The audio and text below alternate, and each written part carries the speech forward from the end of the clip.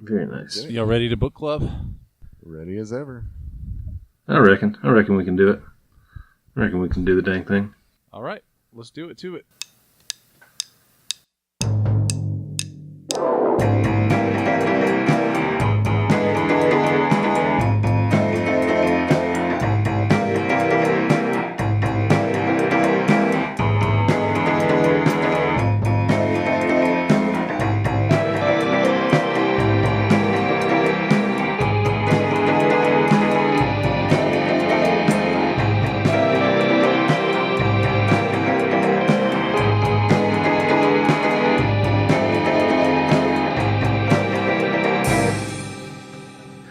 Hey everybody, welcome back to Book Club. I'm your host this week, it's Dylan Crowder. I'm joined, as always, by my brothers, Ansel Crowder. Ansel Crowder here. Yeah, okay. Yeah, there he is. And I'm Elijah Crowder. How you doing? Hey. Awesome. What's up? Not much. How y'all doing today?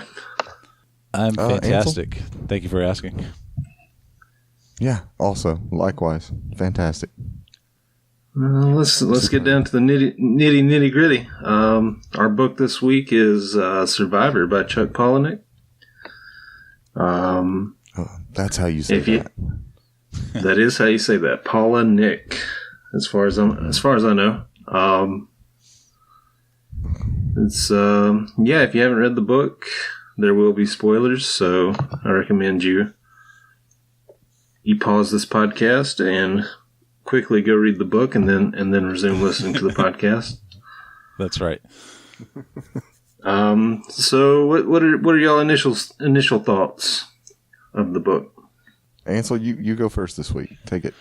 My initial thought, I enjoyed the book. It was a page turner. I liked it a lot, and that was my initial thought. And that initial thought is carried. I mean, I've finished this book about a week ago. And I still, thinking back on it this whole week, reflecting on it, still like it a lot. I think it was a good one. And Elijah? I'm kind of just gonna shadow that. I started the book and noticed that the countdown of the chapters and the page numbers, and I thought, oh, cute, gimmicky, and then halfway through it was like, no, this is cool, this is good, and also I finished it 4 or 5 days ago, right as I was getting back from my trip, and yeah, good book, good call, Dylan. Thank you. Yeah, this has been one of my personal favorites for a long time now. My second favorite book by Chuck Palahniuk behind Rant, which I think we'll get to at a future date in the club. So yeah, Ansel, what'd you think about the reverse chapter and page number order? Well, I didn't think of it as a gimmick. I thought, okay, I see that this is not going to be your average book. So I thought it was a cool device, but I mean, it kind of I don't think it was necessary. You know what I mean? It's like I don't think that. Yeah. I think the book was sort of written like any other novel. And it read that way to me. So sometimes I had to remind myself, or like I would get reminders later on that, oh yeah, this isn't just a narrative in the present. This is him reciting his life story into the black box of a crashing airplane. You know what I mean? So I thought it was cool, right. But I kept forgetting that that's what was going on. You know what I mean? Yeah, I think the writer kind of stopped stressing that, and it got like maybe more cutbacks to the present time would have kept that more present in our minds as we read the book. Well, yeah, and that's the fact that the narrative is in the present tense, you know what I mean? Instead of like saying that, I went to the kitchen to clean the grout. Right. He says, I'm going into the kitchen and I noticed that the grout is, gunked up. So you kind of forget, like it's just sort of read like any other novel. But again, it was fine. I think like even if I read it again, I would still forget occasionally that, yeah, this is not this is not presently happening. He's crashing in this airplane. Right. Well, kind of like a counterpoint to that, though, is how everything that happens in the book is sort of preordained, whether it's in his employer's schedule or something that was preconceived by the Felicity. What was her name? Felicity. Fertility. Did you read it, or are you just going on what your old memory of it? No, I did read it. I'm just I ain't all there it's today. Fertility, right? I can still read it, right? Fertility Hollis. That's right. I got my wires crossed. Yeah, you're right. I mean, that is a main theme of the book, like, and that sort of, the fact that there is no free will at all, even like with the church colony, and he doesn't get to make his own decisions till the very end, and you find out that he's a complete idiot. You know what I mean? Well, now, do y'all want to talk about the end here at the beginning? You have the conch. Hey, why not? Yeah. I mean, that would be fitting for this book to talk about the end first. So this is your second chance, listeners.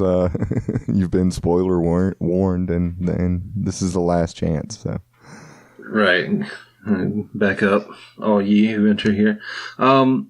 So yeah, what did y'all think of the ending? Ansel, you kind of gave it away, saying that he kind of fumbles his. Well, I mean, I'll have to think about the ending. I wasn't prepared to talk about it in this order, but I think that the reason I said he was an idiot is because he couldn't put it together that he was the crazy person who was about to crash the airplane, or he was the terrorist or whatever.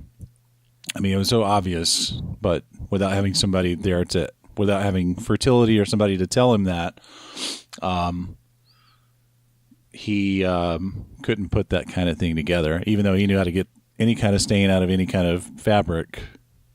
He had an encyclopedic knowledge of just about everything else. I mean, I guess credit there goes to the church colony. They do a fine job bringing people up for their friends of the show. Yeah. Yes, friends of the show. But yeah, I don't know. The ending, I mean, I guess you could kind of, you saw the ending coming. I don't know. It wasn't a surprise. No, it certainly doesn't sneak up on you. But, yeah. And that's the to me, the device of the chapters counting down, that to me added to it, the chapters and the page numbers. Because, as I got to the end of it, I was like, we got 3 left, and it's the crescendo and the pace of it as he's going through the airport with a gun, and you see it all coming. But yeah, I think it added a lot of excitement to the book, because it's like, almost like you're watching your favorite TV program and this is the last season of that program or something. I found it really cool. Yeah, Dylan, what was your insight into the end of the book? What do you? I feel like you probably read this a few times, I'm guessing. So you're gonna have to school us, and you have the conch this week. So teach us. The there's a little bit of ambiguousness. I'm not sure if that's a word, but I'm gonna roll with it. I think it's ambiguity is the word you're looking for. There we go. Regarding exactly what happened to Tender Branson, like did you guys take it for its word that he died in the crash? No, because everything else Fertility says turns out. I don't remember. Did Fertility say that he was going to survive, or? Yeah. She tells him that he's going to figure it out and that they're going to live happily ever after. Okay, so yeah, and everything else that she said. Well, not everything else, because maybe she was losing it. She didn't see herself getting knocked up either. But she did know that no predictions that she wouldn't. Yeah, so. Yeah, there's so much about. I'm sorry. Go ahead. No, you go ahead. I was going to say there's so much about this book that I think if I paid more attention in church, I think I could see some some sort of parallels to biblical figures, because like immediately with the introduction of Fertility Hollis and her brother having prescience, or having the ability to see the future, it automatically introduces a supernatural thing. You know what I mean? It goes from like it's sort of a realism to something else. And I think there are probably some biblical allegories that I'm just not familiar with, because we were playing thumb wrestling in church when we should have been listening. So I see that as time well spent, though. Yeah. Well, I mean, I just kind of I think I would have understood, because like immediately what I'm saying is, like, once they introduce those two characters, I stopped taking this as like something that could actually happen. This was sort of it went into the realm of fantasy for me, just I guess mainly because I just can't imagine a person who can actually accurately predict the future. So there's that. Yeah, it does make it supernatural, and that comes in really early in the story as well. And as far as biblical allegory, I mean, I think they even mention Cain and Abel as he's crushing his brother's skull with a rock. Yeah. I mean, and even if they hadn't brought it up, I thought, okay, this is as symbolic as it can get. You're in this desolate wasteland, which I think it's Cain that kills Abel, right? Yeah. And then afterwards, Cain is cast out into this desolate wasteland. I don't know. One of them killed another. Yeah, I know that much. No, but I mean, like, it describes the landscape as being covered with the smoke from all the burning porn and dildos and stuff. Yeah, I didn't think about it, but it is kind of like a Sodom and Gomorrah of like, old pornography. Yeah, that's just a huge biblical allegory at the end of it, all of it together. But yeah. Well, yeah, getting back to the supernatural aspect until now, but yeah, because I just kind of took it as it's part of the story, and it added so much of it to it that you're counting down the pages and you're counting down the chapters, and she's telling you what's going to happen, and it still, to me, it's super exciting to get to the end of the book. Yeah, and the thing Dylan asked, I didn't even think about this. Do you actually take his word for it? It kind of goes back to that unreliable narrator thing you were talking about a couple of weeks ago, Dylan. Yeah, maybe Tender Branson is an unreliable narrator. Maybe you can't really take his account as gospel. See what you did there. Kind of pun intended, but not really. Well, yeah, back when it first came out, and I first read it, I did some digging into this, and on the author's website, he wrote out that actually what happened is, and if you're real careful, if you ever reread this book, you can catch some of this stuff. They talk about stopping. When they land the plane to let all the passengers off, and it's just the pilot and Tender Branson on the plane, they get, it says, a few parachutes. And later on, when it's talking about how the passengers have piled all their valuables at the front of the plane while he's trying to figure out who's hijacking the plane, one of the valuables mentioned is a tape recorder.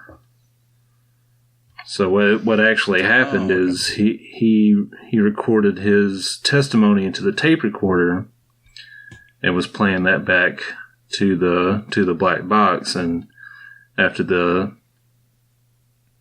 pilot jumped ship, he pulls a DB Cooper over the outback in Australia. Nice. And lives happily ever after. Yeah, I bet you there are things that I think this is a book that kind of demands repeat reading. Like I noticed, like the movie Fight Club. I never read the book. I bet Dylan, you've read the book before, but There was a scene in Fight Club. I saw that movie like 20 times probably. And like after I'd seen it a bunch, there was this. There's a scene where where they put their seatbelts on and they take their hands off the wheel, and it's like I can't remember the names of the characters, but it's the narrator. Brad Pitt's character is driving. Yeah. Yeah, it's like Brad Pitt's character's driving, and Edward Norton's like in the passenger seat, like, what the hell are you doing? And they crash, and then Edward Norton's character gets out of the driver's side, and then a friend of mine pointed that out to me. I didn't even notice, but he said it was in the commentary track that like the people, the screening audience, they saw that and they're like, well, hey, you messed up. You have it's a continuity error. Yeah, it's a continuity error, and I think either the director or maybe Mr. Palahniuk said, no, that's the way it's supposed to be. So I mean, it's not a bug; it's a feature. Yeah, right. So I bet you there's all kinds of stuff like that. Easter eggs. Easter egg isn't the word, but kind of like that. That sort of illuminates what's really happening. Interesting. Yep. Very I've got a confession to make. I knew we were going to be recording or doing our clubbery today, and I was thinking back about the Branch Davidians in the Waco compound, and on top of that, the Heaven's Gate. Yeah, and the Heaven's Gate cult as well. I think both are mentioned in the book, if I'm not mistaken. Yeah, they are. And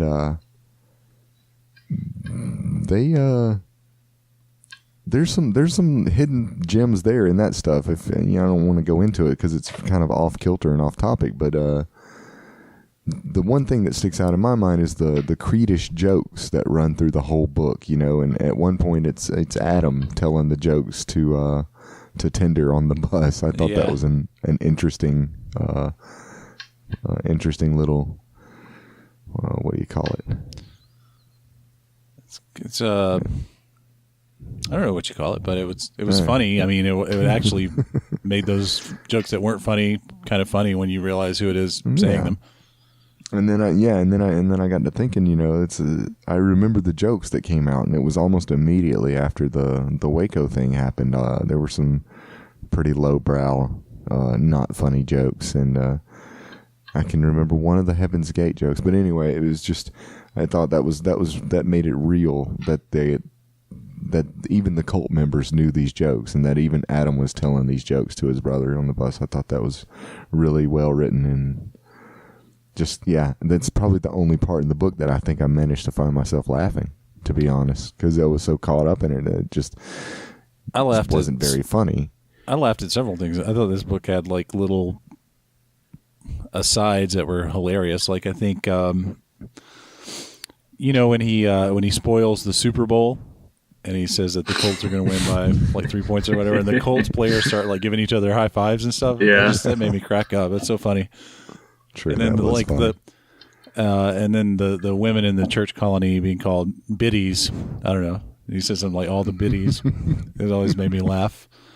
But that, I don't know if that was. Sounds like something Pootie Chang would call women. Yeah, exactly. I guess that's why it made me laugh. I thought the idea for the pity on the runny kind. I thought the idea for the porn landfill was great. Like that. That was hilarious. Maybe not necessarily. That was a little funny, over the top, but yeah. Well, I mean that kind of that makes me want to ask the question: what is the if there is a main theme for this book, what would you say it is? Because I like toward the end, especially, I think it was just I think it became a critique of just consumer culture, or not so much consumer culture, but like the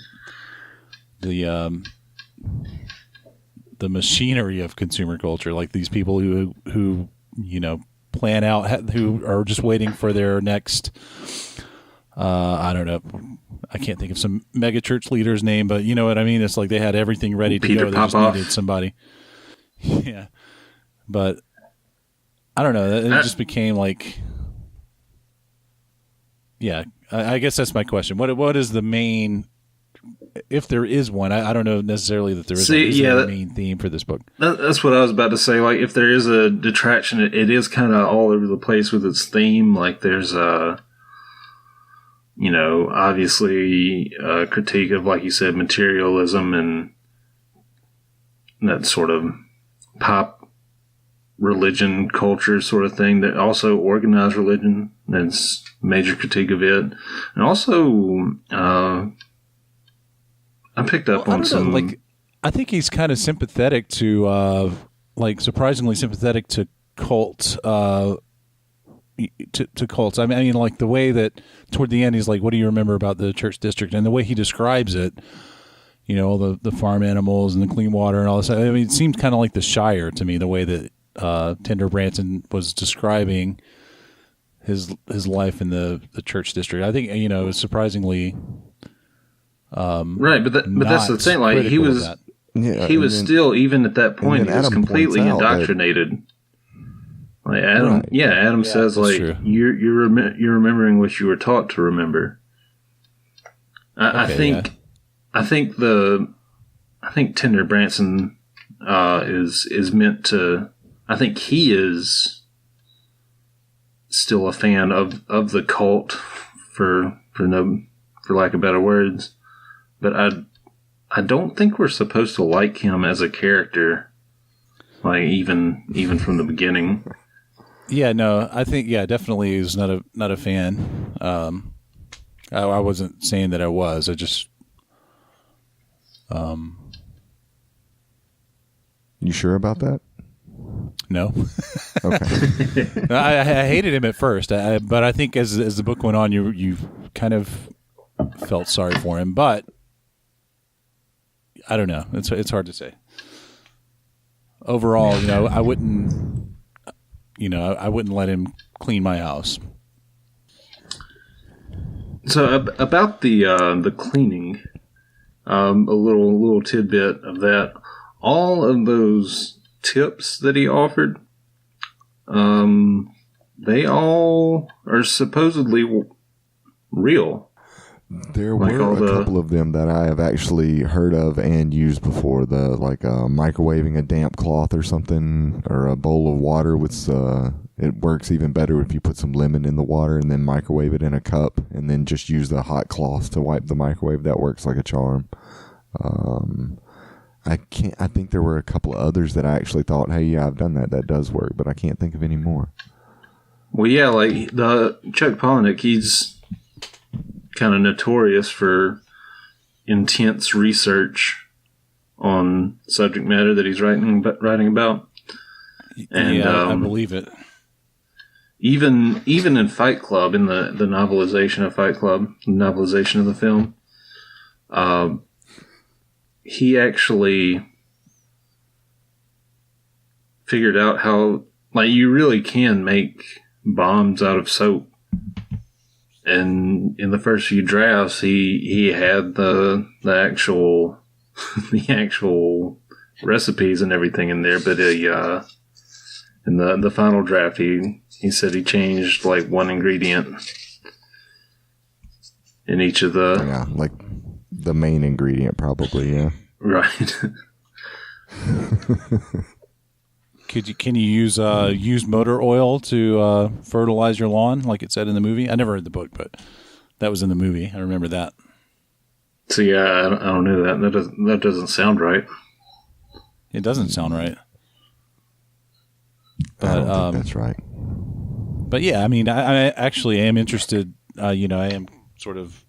I probably will read Fight Club now. And, as I was reading this, it's like, well, I haven't really, this style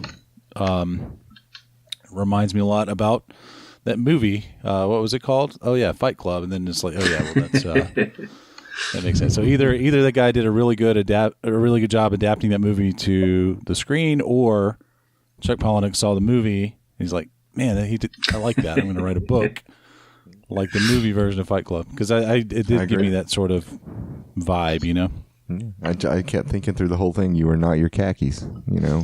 We're the all singing, all dancing cult of the world, and you are not your wool coveralls.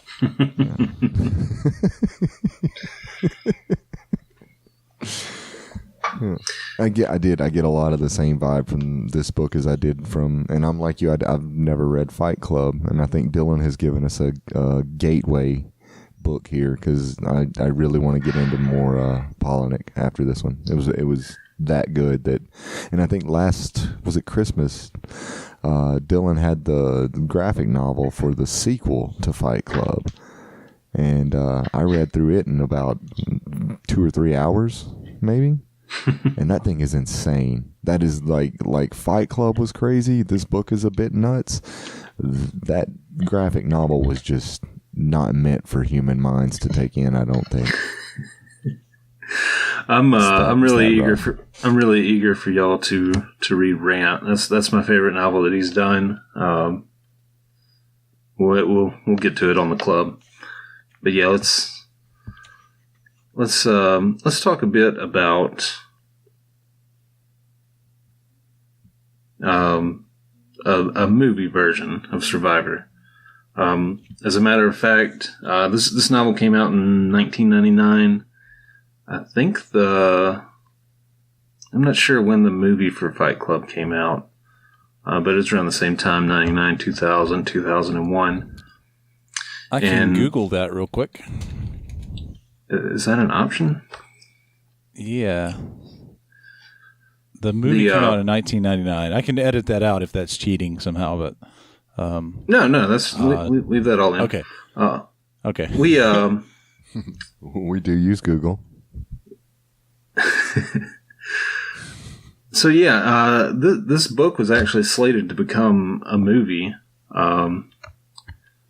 Like they had a script, they were working on it, and then there was a world event, a world event in 2001 where they decided that maybe a film about hijacking and crashing a plane was maybe a little tone deaf. So it got scrapped. Yeah. Oh, I thought you were talking about the Heaven's Gate thing. Oh, no. Yeah. After 9/11, they were like, yeah, let's not make this movie right now. Do you know how far along they got? Did they ever start filming or casting? You may have said, and I just spaced out. But I don't think they casted it or even started filming, but they did have a screenplay or a script written, and one of the major studios had the rights to it. It was definitely something that was in the works. Well, I sent you that link. We were talking about it sort of outside the club, and I sent you that link. I think they're making it a TV show with right with the same director as as Fight Club, who directing the TV show. So. Yeah, I'm looking forward to that. And the director's David Fincher. Tune into. Yeah. David Fincher's a really good film director. He did, I believe he did Seven, as well as Fight Club. I remember that movie. Who you haven't seen Seven? No, I said I remember it. I don't remember a whole lot about it, but yeah. I thought you said I've heard of that movie. It stars Tyler Durden. Yeah. Yeah. The so when I first read this book, and it's probably been 10 to 15 years ago now, I was reading this book after I had seen Fight Club previously, and I was kind of thinking like, holy crap, this would make such a great movie. And I saw the protagonist as being played by Brad Pitt. Like that's who I saw. I think it would work so well, like in the beginning of the book, just have him fat and, you could put a fat suit on him, some prosthetics to make him ugly, and then I kind of saw the media sensation Tender Branson as, glitz and glam. Yeah. I'm not liking it, but I can't really think of anybody better. But well, see, that's just the thing. Today it wouldn't work because he's a bit too old now. I think the protagonist was in his early 30s, early to mid 30s. Yeah, I think he says he's 36. So I can't think of anybody. I'm thinking more along the lines of Billy Bob Thornton, but not Billy Bob Thornton, but somebody along those lines. I don't know of anybody along those lines. I was thinking, is it Lloyd Bridges? Who was dumber in Dumb and Dumber? But I mean, he's older now. Jeff Daniels. Jeff Daniels, yeah. Lloyd was the name of the character, Jeff Daniels. Yeah, Lloyd. Lloyd Bridges is the old actor, Jeff Bridges' father. Yeah, I could see him doing a younger him doing it about the time of Dumb and Dumber, but clean cut and real haircut, and then, but yeah, started out looking sort of dumbed down and servantly, and then beef him up to this shiny guy. I think he even did a movie where he was like an evangelical circuit preacher. Maybe that's where I'm getting that, and I'm not sure. I think I would like to see the guy who, I don't know his name, but the guy who plays Spock in the new Star Wars movies. Have you all seen that? Not Star Wars. I mean Star Trek. Yeah, that's Zachary Quinto. Yeah, I think that's who I'd like to see is Tender Branson. Because, I mean, he has like sort of an unusual appearance that could be, if you put him in a straw hat and wool overalls, he would just look completely crazy. But he would just clean up and sort of look like a Joel Osteen type person, So you're saying he has that inbred look you're looking for? Well, I mean that's mean, but I mean he can clean up. Yeah, I mean, and have that inbred Joel Osteen look that you're looking for. What Dylan was saying, like somebody like Brad Pitt, you'd have to put on like prosthetics and like layers of mud and stuff. But for him, you just mess his hair up and put him in some weird clothes, and he's going to look like a weird dude. But you put him in a tuxedo with, some teeth whitening, he's going to look like a superstar. It's funny you say that, and you mentioned the name Joel Osteen. I know we all spend a lot of time in bookstores, and I know you've seen the covers of that guy's books. Is he not the most artificial looking? You know who I'm talking about, right? You brought up one, but yeah. Or have you even seen him? Had the glorious opportunity to witness him on television? I've seen him on TV. I've never been able to get tickets to his show, but I've seen him on TV before. That guy makes my skin crawl. He was probably part of the inspiration for this novel. Yeah, he was kind of so. When they were talking about sort of multimedia sensation, like in the Book of Common Prayer or whatever.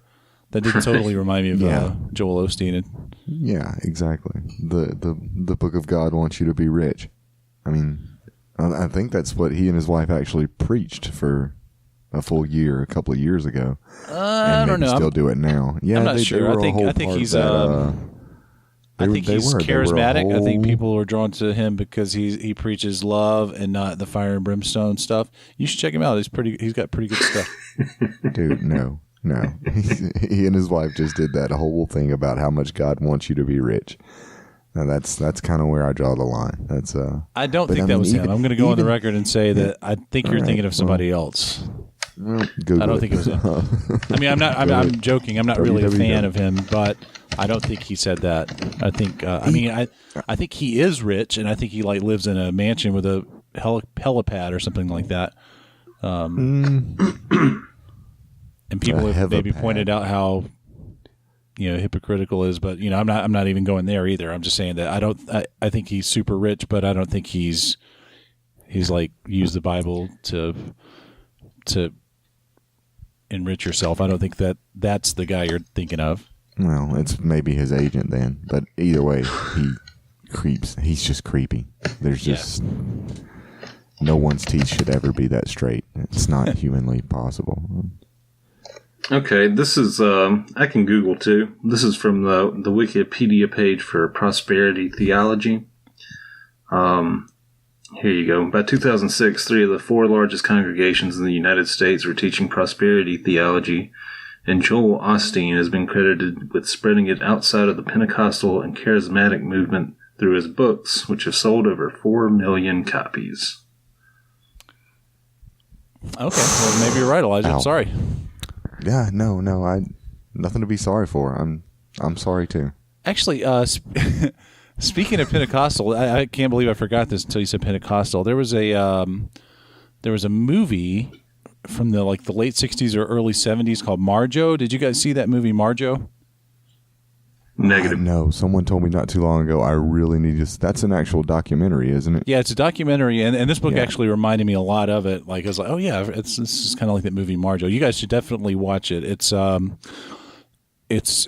documentary. Like the premise is that this kid, he was sort of taken on the revival circuit as sort of a child prodigy preacher, sort of a so he was like 5 or 6 years old preaching the gospel, and his parents were making him do it, right? And his parents got super rich by using their son to get up on stage and preach. Well, when he got older, his parents, they didn't really do anything for him. Like they didn't pay for his college or anything like that, or they never gave him anything. So what his revenge was, he was going to do one more tour. And at this point, I don't know that he was I think he was just a flat out non-believer at this point. But he went on one more tour with a film crew to sort of film this sort of the back room counting of the money and stuff after the revivals and stuff like that, and all of the tricks of like how to get people to act hysterical. And it's really, really interesting and cool, and I think you guys should check it out. It was actually banned in the South, I think, when it was released to movie theaters, and I want to say around 1970, and it was a banned movie in the South. Yeah, how do you spell that? Marjo? M-A-R-J-O? Marjo, it's M-A-R-J-A-O. It's like a portmanteau of Mary and Joseph. That was his name. So his name was Marjo. Interesting. I think it was you, Ansel, that actually told me I should see it, and yeah, I've obviously not seen it yet. It's definitely interesting and worth your time. Cool. Oh, what about we're getting way off subject here, but have you seen Jesus Camp? Actually, that was on my list. I think it was recommended from if you like Marjo, you'll like Jesus Camp, but I never saw it. But yeah, I'm aware of it. Good old Netflix. I've seen clips from Jesus Camp. I haven't been able to stomach the whole film. Yeah, it's a tough one. It's a tough one. I'm gonna get back to the book. It's getting not funny. What? And what's not funny about indoctrination? Oh man, yeah, I mean exactly that. Children. I mean, and I guess we are still on the book topic. It talks about what you are finally allowed to learn in the end is why they're so scared of sex. And that's some pretty demented shit at the end of it. But that's what got me today. I started looking up Branch Davidians, and there are still Branch Davidians, and they wish you would stop referring to David Koresh as a Branch Davidian. Please call them something else. And then I read about the heavens. Huh? He was the Branch Davidian, wasn't he? I mean, how can he... Actually, no. The Branch Davidians split off from Seventh-day Adventist in the 1930s. Okay. And he split off and formed his own thing with a bunch of former Branch Davidians, and I guess they still claimed it, but the actual Branch Davidian sect says no, they haven't been with us since 1970 or so. And then there's the Heaven's Gate thing. That was,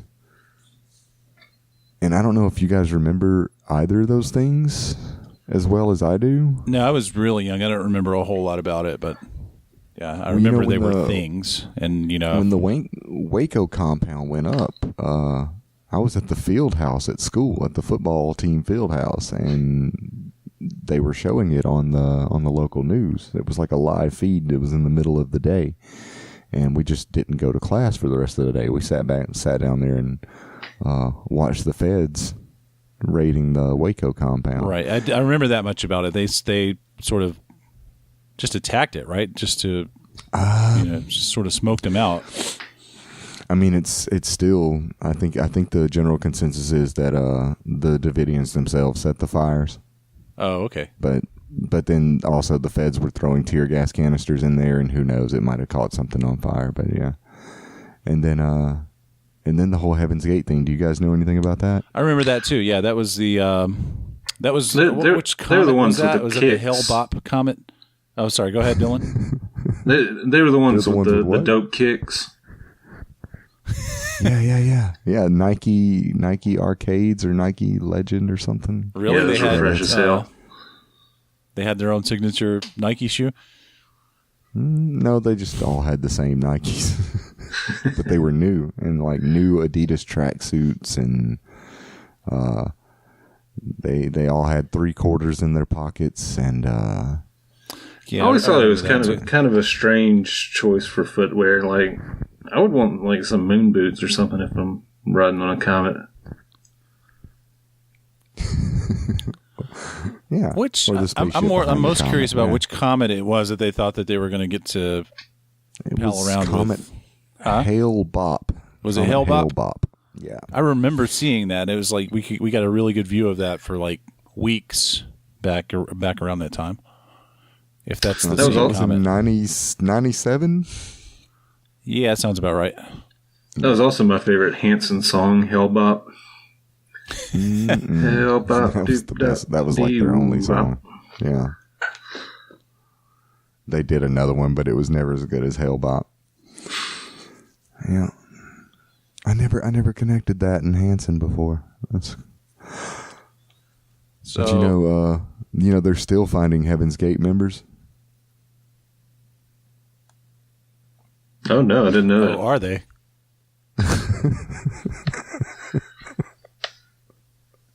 Yeah. Go on. Where did they find the most recent one? Under the sink, behind the comet. I tapped on my microphone with like a drum, like doo-doo-ch. I don't know if that worked though. No, I didn't pick that up. Okay. Compare the let's compare Tender Branson's minders, like his the people who were telling him what to do. I'm talking about his bosses that he had to teach table etiquette to, and the agent that kind of picks him up from. Where were they? Where was he working? I can't remember. It was just the people's church, house. Where does he go to work? Yeah, but what state was it in? I think it said. Was it Maryland or somewhere like that? No, it was in the Pacific Washington. Northwest. Because It was in the close to part, Seattle. Oh, in the that's part right. where Yeah, they're it is talking close to about Seattle.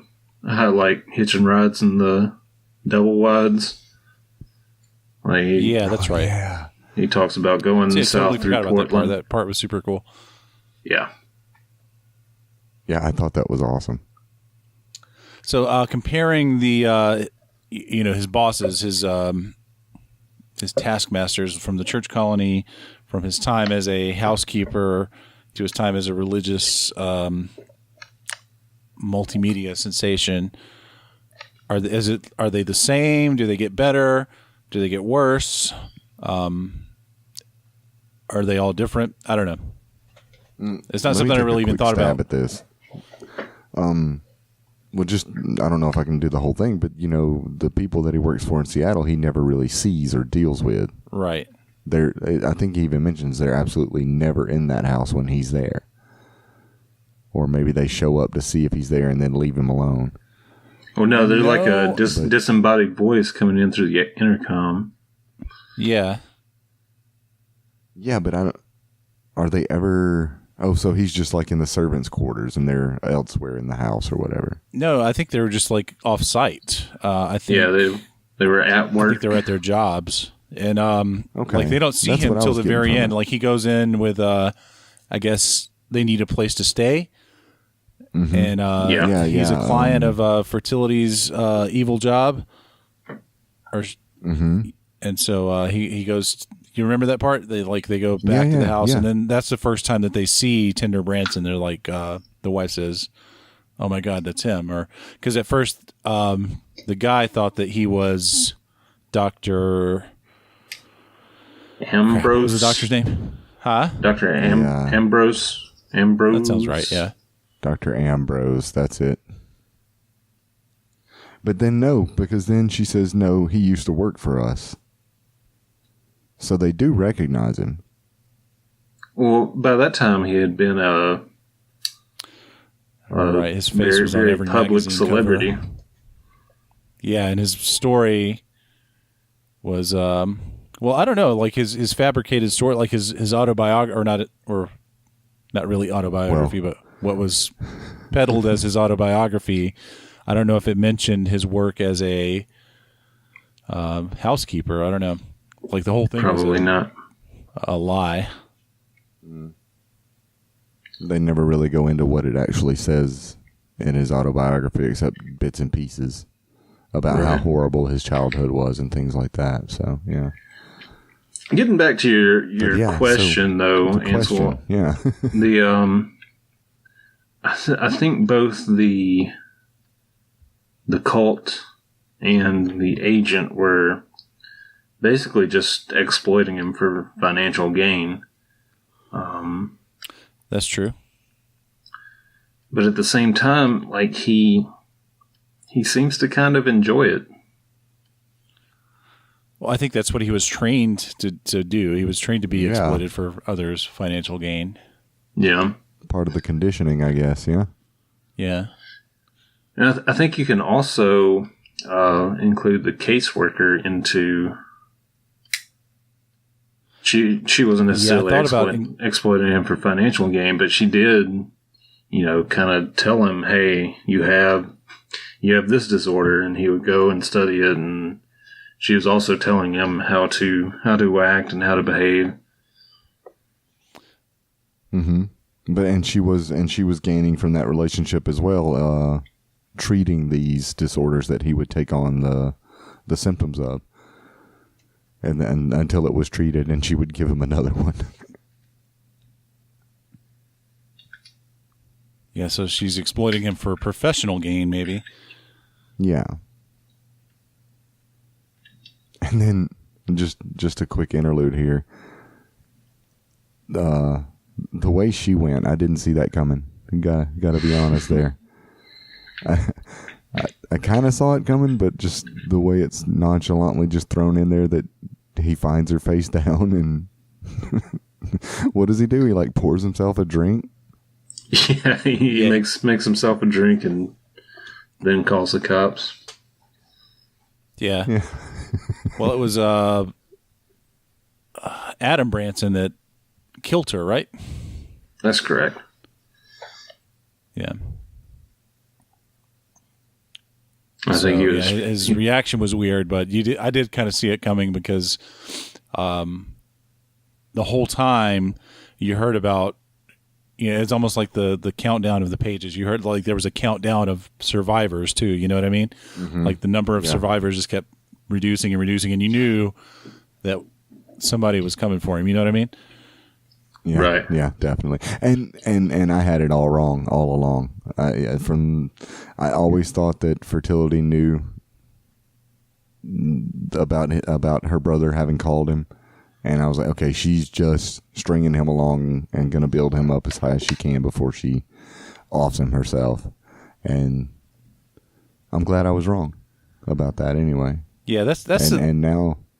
I mean, that's knowing the one what I know about piece. Australia and the D.B. Cooper move. Yeah, Ansel? No, go ahead, man.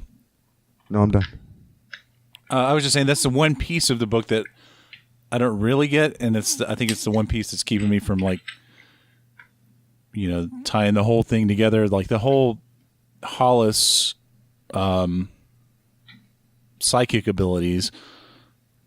I can't, like, the rest of the book seems realistic, something, and then I don't know, maybe it would help if I believed in psychic ability, but I just don't.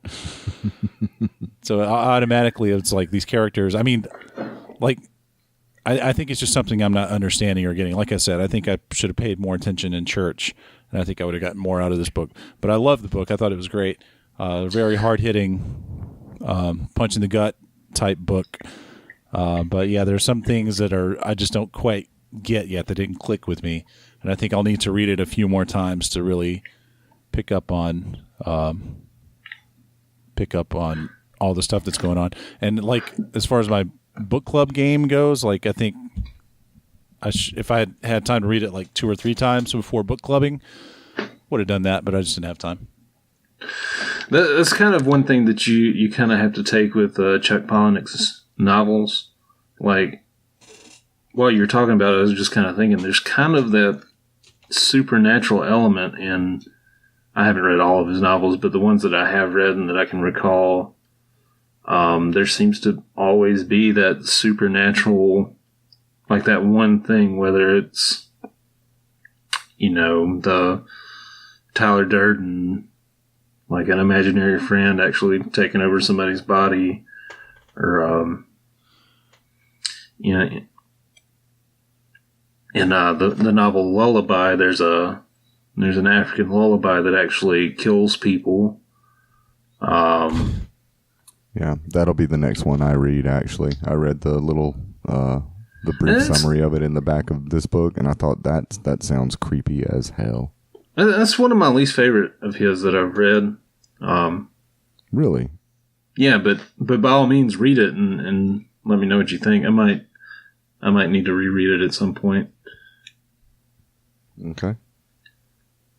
But I'm not going to spoil anything, but Rant also has a bit of the supernatural as well. Yeah, and that's fine. Like I said, like something I'm going to have to say a lot as our book clubbery continues is, like, I'm not a writer and I never will be. So like any criticism I have of anybody's writing is just from you know what I mean? It's like, take it with a grain of salt, because like this book is like 100 times better than anything I could write. But that's one thing I wanted to. I'm glad you said that, because I did want to bring this up. This book is so well written as far as pacing and imagery, and like just from like a technical standpoint, it's like you can really appreciate the nuts and bolts of the story making that he went through. Right. The way he builds the suspense. And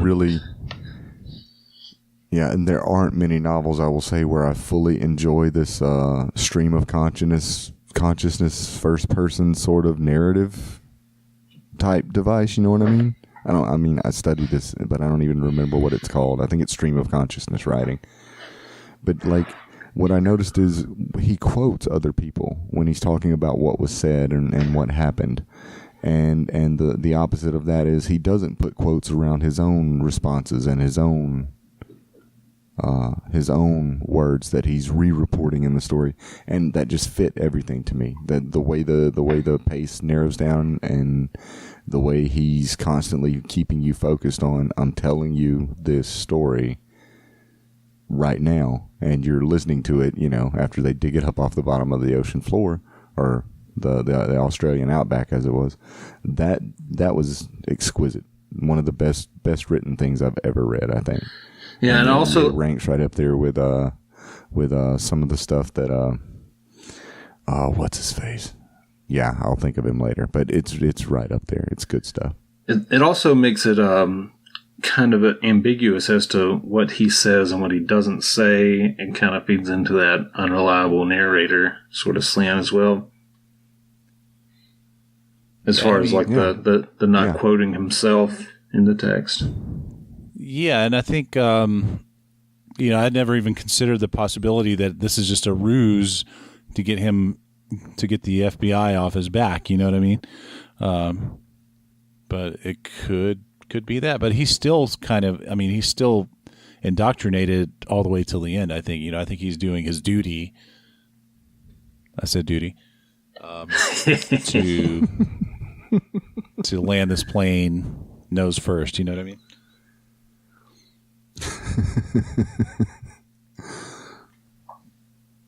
Anyway, yeah, I don't know. Something to think about. It's interesting. I didn't even think about it until Dylan asked if I took the ending for as it's written, and yeah, I don't know. It's something to think cool about. I mean, this to. book's gonna stick with me a little bit. You can take the Ansel out of the survivor, but you can never take the survivor out of Ansel, because I'm going to continue to think about this book, and might even read it again whenever we have some book club downtime, or when we read something I've already read. Well, yeah. How we looking on time? 58 minutes. Yeah, we got probably 3 or 4 minutes. All right, cut that out, because that's... Yeah, I will. Okay, cool. Well, yeah, y'all have any final thoughts? You ready to give your ratings? I will go first with final thoughts and ratings, if that's all right with the group, with the clubbery. Go right Take her ahead, away. sir. All right, thanks. Give it a ride. Chuck Palahniuk's first book, or the first first Chuck Palahniuk book I've ever read. Probably one of my favorite books now. It was. Oh, wow! I think you guys know this is kind of my subject material anyway. Stuff like this. I found it. The word that kept going through my head as I was reading it was visceral. It was visceral without being overly graphic, if you know what I'm saying. Yeah, I agree. Visceral is a good word to describe this book. I agree with you. The situations, the visualizations, what's being described, it's not to the point of grotesque, or maybe it's me, but it puts you in that, and I found that to be amazing, and I'm really looking forward to seeing if the rest of his writing is as succinct at getting you to seeing what he's getting you to see is about the only way I can say it. Some of his writing, I will just say, it is famously grotesque. Okay. So just kind of keep that in mind. I felt like I had heard that before, and so as I was going into this, I thought, okay, be prepared for shock and awe, and it. To me, it wasn't there. It's there in a few spots, but it just wasn't overly done. It wasn't overly blown, and I think that adds to it more than it takes away from it. And I believe the story is that really even loved the book. And I'm sorry to interrupt. Like, the story is that some of his readings for one of his books, there were actually people at the readings that began vomiting. So yeah, he can get pretty gross with it, but again, that's a testament to his skill at imagery and immersion, immersing you in the scenes that he creates. Yeah, definitely. Yeah, I don't know how much more I can say about it. I'm impressed that you say that it's one of your favorite books, like top of the shelf. It's so well written, and I think you said that earlier, that the technicality, the pace of it as it goes through, and I'm with Ansel again. It's going to take another 4 or 5 readings before I feel like I've even caught up to everything that's here, because I think you get so caught up in getting the plane to the ground, so to speak, that I feel like maybe I missed a lot, and maybe really wasn't ready to do this book clubbing as ready as I thought I was.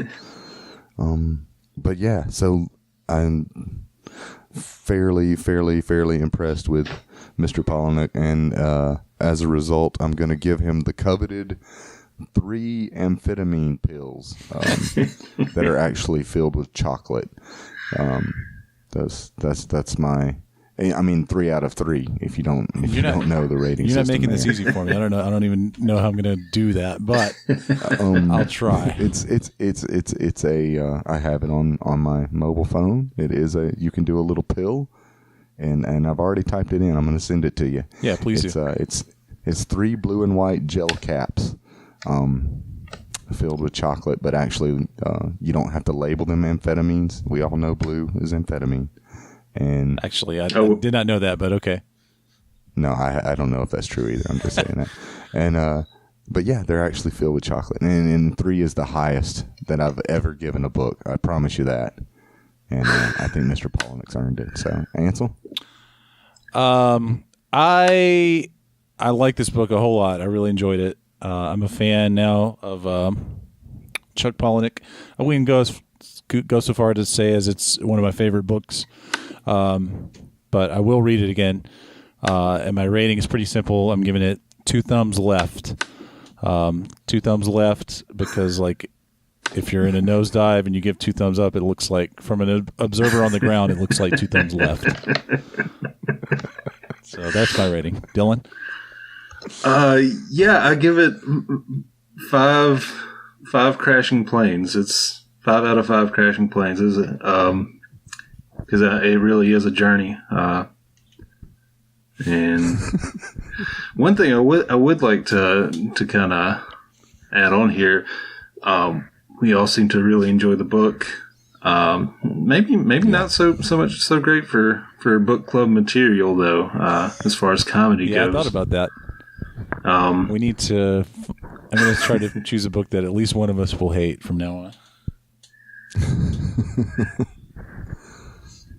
Yeah, you did too well, Dylan. You outdid it. Yeah.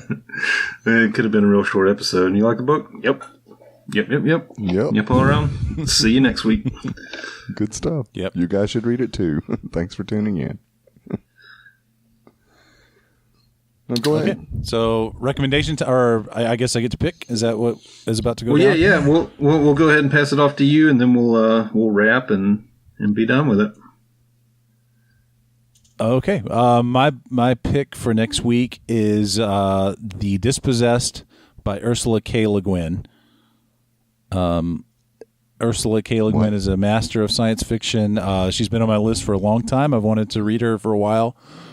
She gets a lot of comparisons to Dune and Frank Herbert's Dune, which I've always been a fan of. So I've wanted to check it out, but just never got a chance.